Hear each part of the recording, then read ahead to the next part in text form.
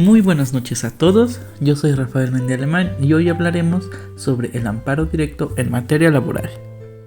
Si bien sabemos, el amparo directo en materia laboral en México es un recurso jurídico que tiene como objetivo proteger los derechos de los trabajadores. Este procedimiento se rige por la ley de amparo y puede ser solicitado cuando se considera una resolución judicial vulnera los derechos laborales de una persona. El amparo directo es el medio procesal idóneo para reclamar la constitucionalidad de una sentencia definitiva, laudos o resoluciones que pongan fin al juicio. Con esto ya nos queda más claro cómo es que funciona el amparo directo en materia laboral. Pero, ¿cómo se fundamenta esto? Bien, a continuación se dará el fundamento constitucional del amparo directo. En el fundamento constitucional del amparo directo se encuentra principalmente en el artículo 107, fracciones 5 y 9 de la Constitución Política de los Estados Unidos.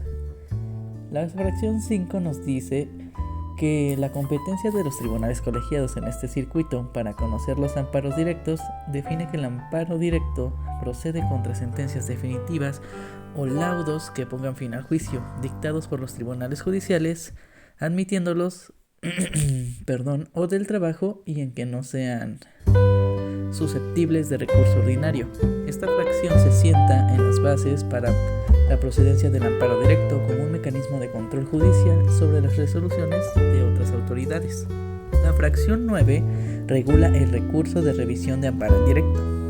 Esto permite que excepcionalmente la Suprema Corte de Justicia de la Nación revise las sentencias de los titulares colegiados del circuito de amparo directo. Esto garantiza un control de constitucionalidad en una segunda instancia, aunque de manera excepcional. Además, estas fracciones específicas del artículo 103 de la Constitución establecen el amparo como un derecho fundamental y un medio de protección de los derechos humanos, garantizando el acceso a la justicia para impugnar actos de autoridad que violen la Constitución.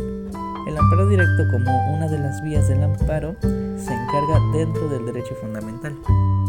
Muy bien, ahora pasemos a otro punto, en el cual serán los casos de procedencia de acuerdo con lo establecido en la Constitución de la Ley de Amparo.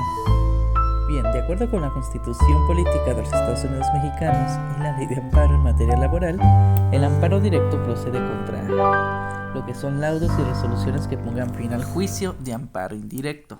Es decir, que esto va a proceder contra laudos dictados por las juntas locales o la Junta Federal de Conciliación y Arbitraje o por el Tribunal de Conciliación y Arbitraje de los Trabajadores del Servicio del Estado, así como en contra de cualquier otra resolución que ponga fin al juicio laboral, siempre que no exista cierto recurso ordinario para modificar o revocar dicha resolución.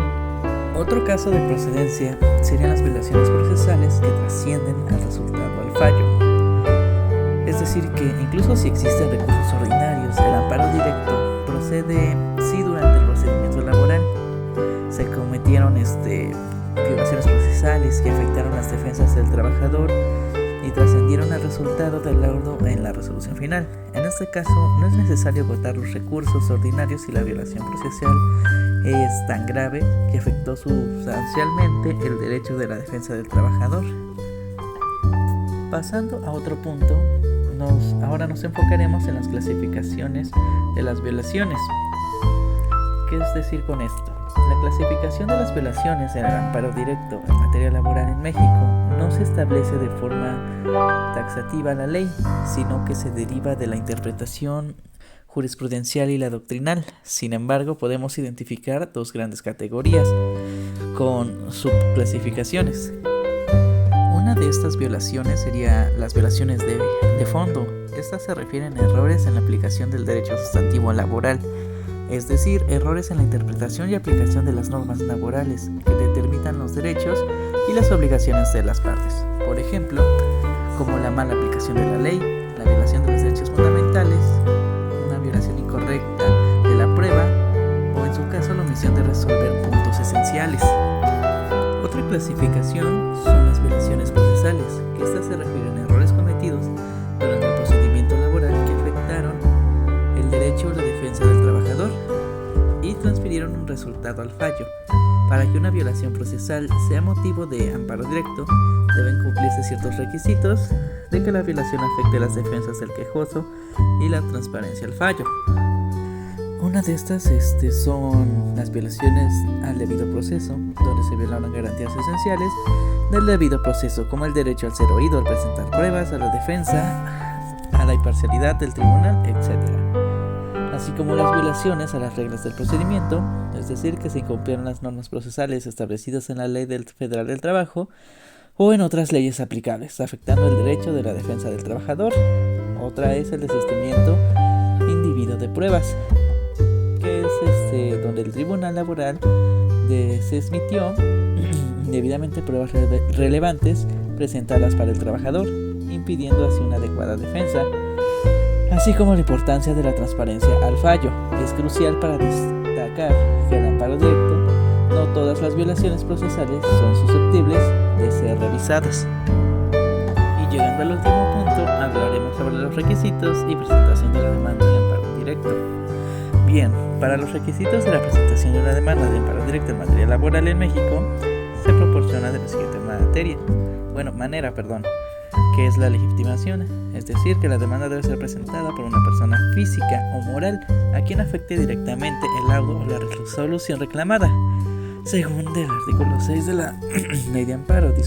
Esto significa que solo quien fue parte en el juicio laboral y original hoy se vio afectado por la resolución puede promover el amparo. Después vamos con la identificación de las partes, es decir, que se debe identificar al quejoso, quien promueve el amparo, su representante, si es que lo hubiera, la autoridad responsable, que puede ser la Junta o el tribunal donde se emitió el laudo, y los terceros interesados, es decir, las otras personas que participaron en el juicio laboral original, incluyendo sus domicilios para efectos de notificación. Ahora el siguiente punto sería como la descripción del acto reclamado, es decir, que se debe describir con precisión el laudo o la resolución donde se impugna, se incluye su fecha y número del expediente, así como debe especificarse en qué parte del laudo o resolución se considera ilegal o inconstitucional. También se toma en cuenta la fecha de notificación, que es donde se debe indicar la fecha en la que el quejoso fue notificado del laudo o la resolución reclamada, o la fecha en que tuvo conocimiento de la misma, así como los preceptos constitucionales violados y los conceptos de violación, que se señalan como artículos constitucionales en los que se consideran violados por laudo o resolución y deben desarrollarse argumentos jurídicos, es decir, como los conceptos de violación, que se demuestran en dicha violación. Es fundamental para el éxito del amparo. Esto debe argumentarse porque la resolución es inconstitucional o ilegal. En otro punto también nos incluye lo que es la ley inexactamente aplicada. Varía mucho, puede ser opcional o si la violación se basa en la incorrecta aplicación de una ley, se debe aplicar o se debe indicar cuál ley aplicó incorrectamente y cómo debería haberse aplicado. Pasando a otro punto, también está como la presentación dentro del plazo, es decir, que la demanda debe presentarse dentro del plazo de 15 días contados a partir del día siguiente a la notificación del laudo de resolución, salvo las excepciones previstas en la ley, que sería como el artículo 17 de la Ley de Amparo. En estos plazos se puede extenderse en casos específicos, como cuando el quejoso reside fuera del país. Otro punto es la forma de la presentación, que la demanda debe presentarse por escrito, cumpliendo con los requisitos formales establecidos en la Ley de Amparo, para poder haber opciones para la representación electrónica dependiendo de la jurisdicción. Y por último, lo que se afirma, que la demanda debe estar firmada por el quejoso o su representante legal. En base ya a todo lo visto, podemos decir que el amparo directo en materia laboral es más que una herramienta para proteger los derechos de los trabajadores contra laudos o resoluciones laborales que sean contrarias al derecho o que violen los derechos fundamentales. Su procedencia depende de la naturaleza de la resolución impugnada y si se han agotado las vías ordinarias de impugnación, con las excepciones mencionadas. Así como también que el amparo directo, todo esto se encuentra fundamentado de forma constitucional en la competencia otorgada por los tribunales colegiados del circuito, como el artículo 107 en su fracción 5, y en la posibilidad de revisión excepcional de la Suprema Corte, igual en el artículo 107 con la fracción 9. Todo ello en contexto del derecho fundamental del amparo establecido en el artículo 103 de la Constitución. Una vez ya concluidos todos estos temas, le damos fin fin a esta pequeña transmisión de podcast.